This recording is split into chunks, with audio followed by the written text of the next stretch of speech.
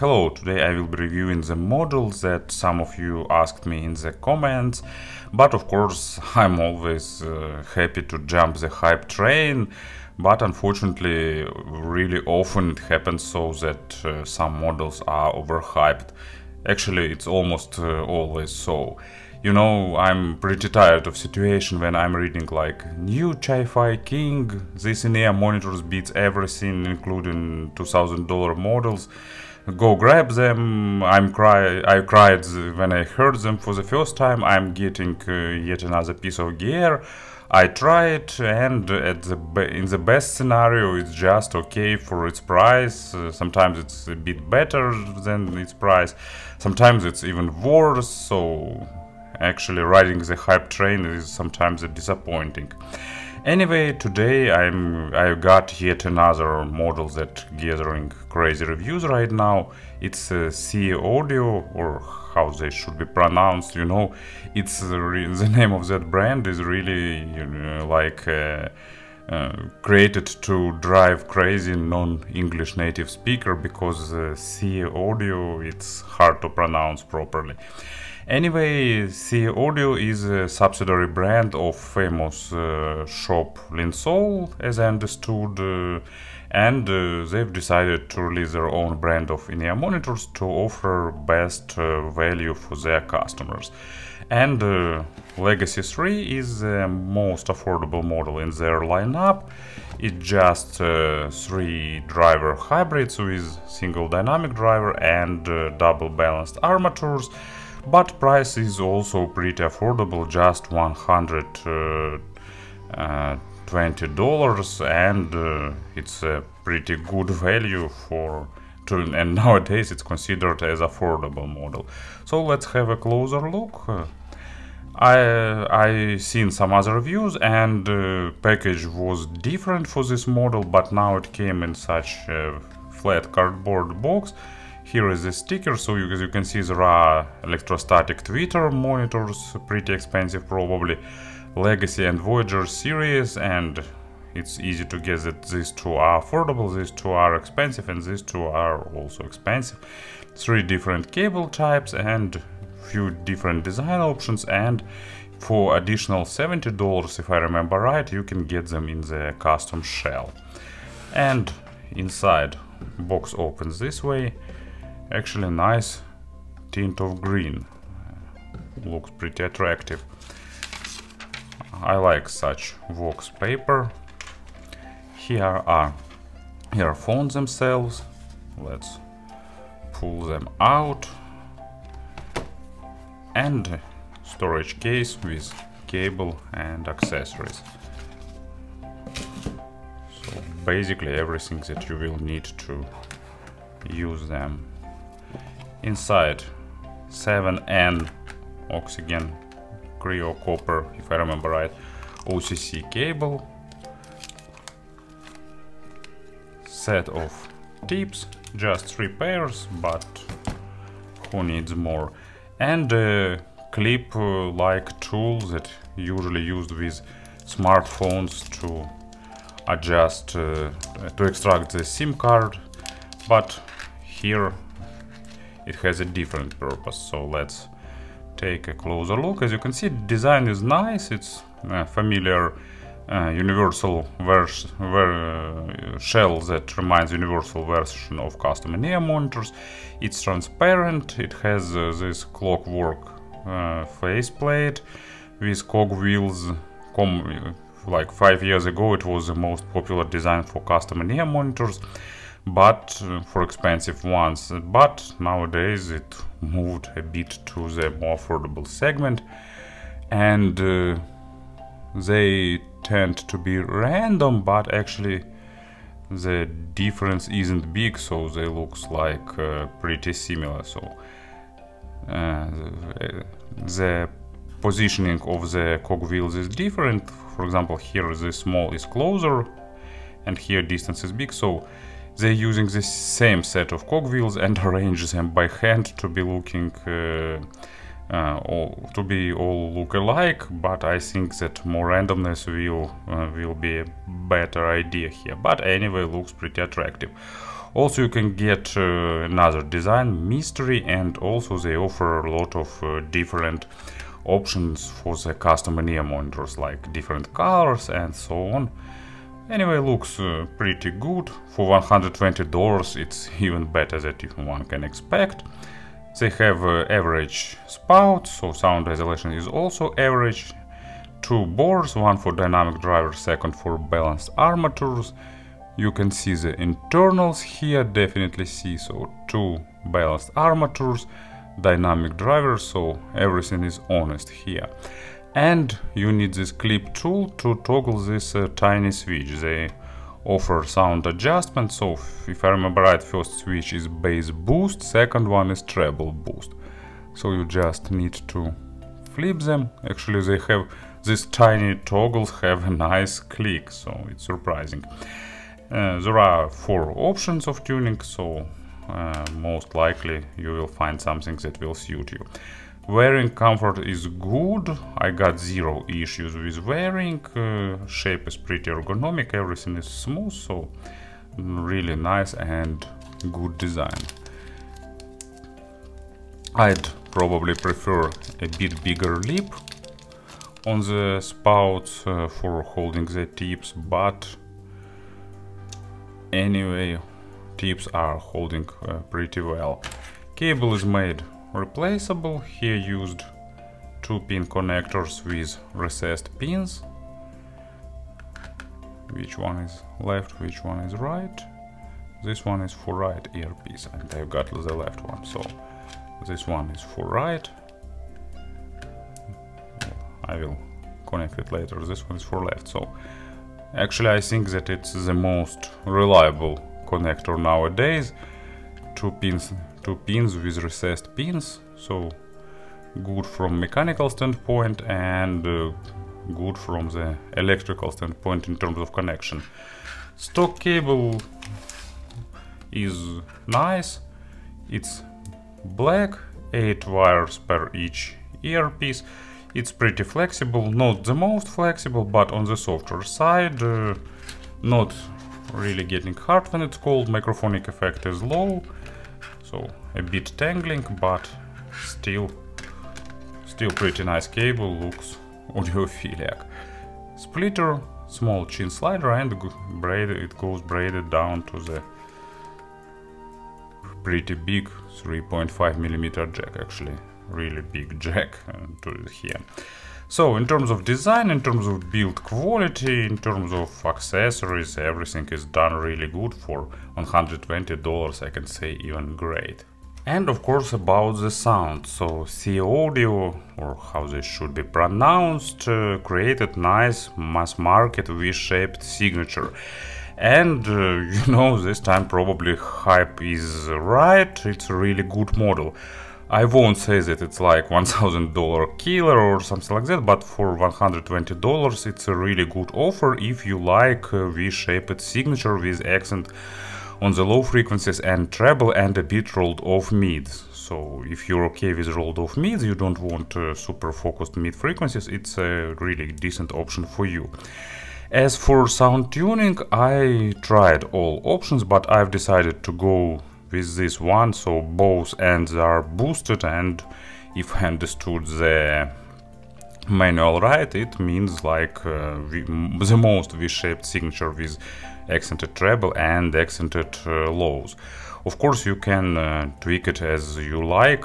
These toggles are not suited to be changed often, but usually such tweaks are created in order to find one signature and stick with it maybe forever or for quite a long time.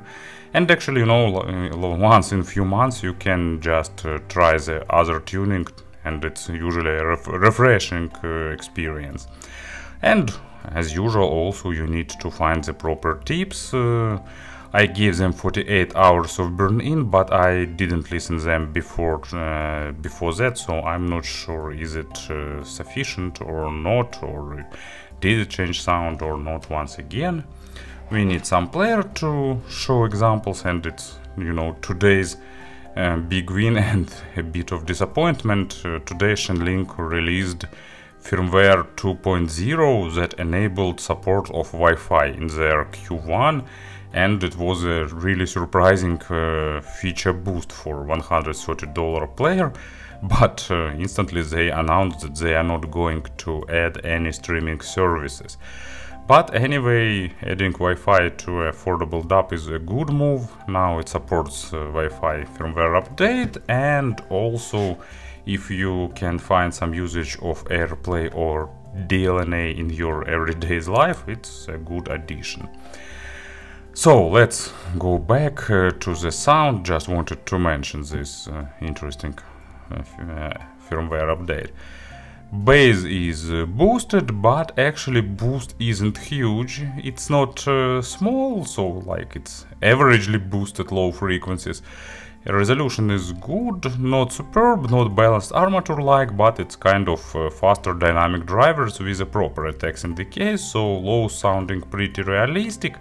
Maybe it's not a model for the bass head, even with bass switch toggled on, don't expect some huge amounts of low frequencies, but bass is building a solid foundation and it's sounding pretty realistic, so it's really good with acoustic instruments with some low notes of real instruments, and for electronic music it's also okay, so just don't expect super weighty, super bassy representation. It's more balanced model.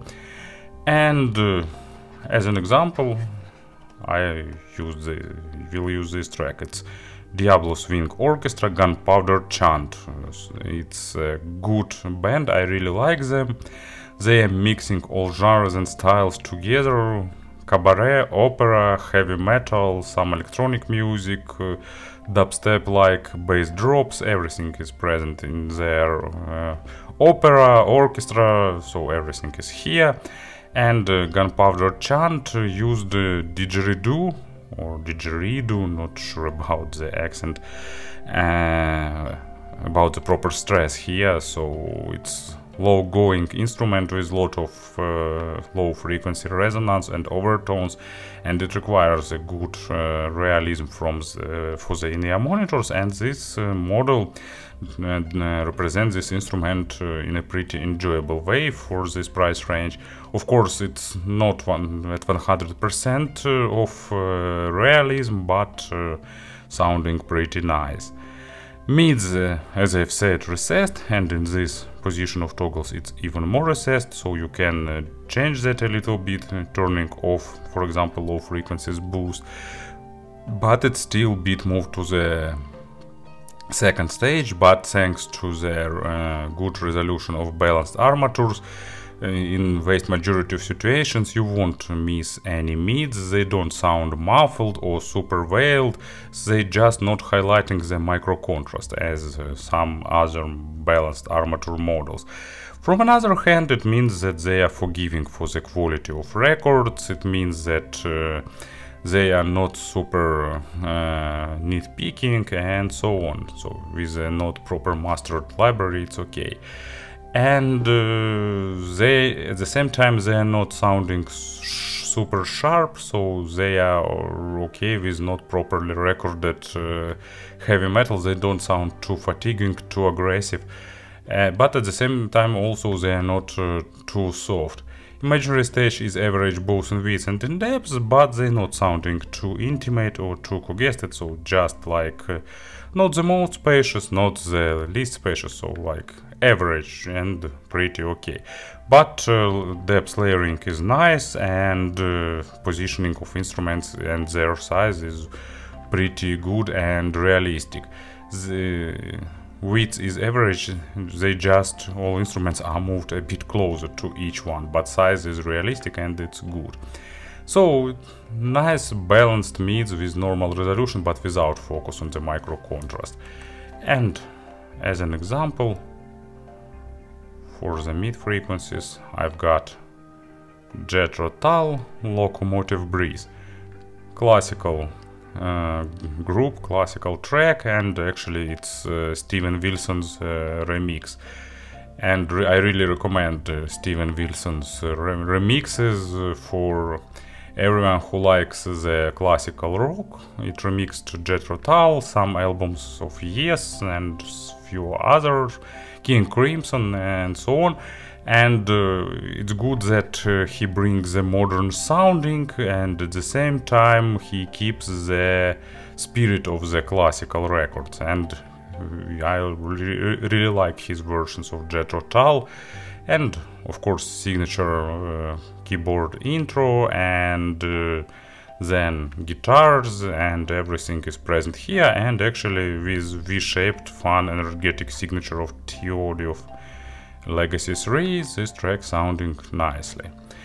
And treble is balanced armature-like, average in terms of extensions. They probably on purpose decided not to make super extended treble, but it's okay to provide the basic treble for percussions, for cymbals and other stuff like that. Layering is also basic, but overtone saturation is nice. Attacks and decays are a bit faster than they should be, but it's common for the balanced armatures, giving that sense what I call lightweight treble, but still pretty clean and clear, not fatiguing. Even with boost it's still acceptable, but if you don't like treble you can turn it off and you can get a pretty comfortable sound, but I'm a fan of treble, so for me it's accented version. Sorry, today's train was too loud, so I need to do the cut to remove it. And as an example for the treble, I have the track that I like. It's Hans Zimmer Interstellar soundtrack, and track named Mountains. You heard it most probably. It's the one with water drops at the beginning, and then main theme is getting louder and louder, and then everything, big orchestra like explodes surrounding you with sound. So brilliant work, really fitting this brilliant movie. And this track is recorded pretty well, and because of that, all that rain, water drops and orchestra sounding pretty realistic, and it's pretty intense in terms of treble. It requires fast and clean treble, and this in-ear monitors gives that, giving you pretty lifelike and realistic signature. So to summarize once again about the sound, fun V-shaped signature with accented lows and treble, and you can change the amount of V-shapeness with these toggles. In terms of pairing, they don't require something stellar, but some player up to middle segment, so it will be okay. So High-B R5, FIO M11, iBus or DX160 is their option. Speaking about the conversions, I'll be honest, I won't try to do any conversions.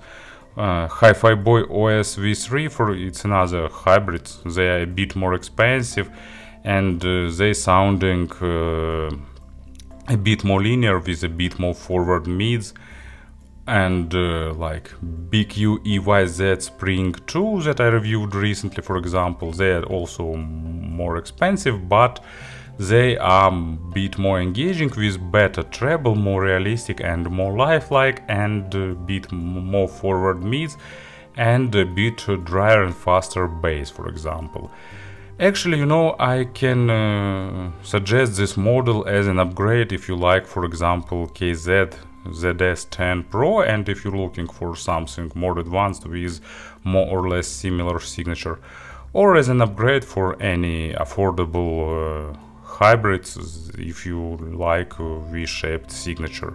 So just if you need some additional comparisons, just feel free to ask in the comments, but anyway, it's just basically well-cooked V-shaped signature for those who like that.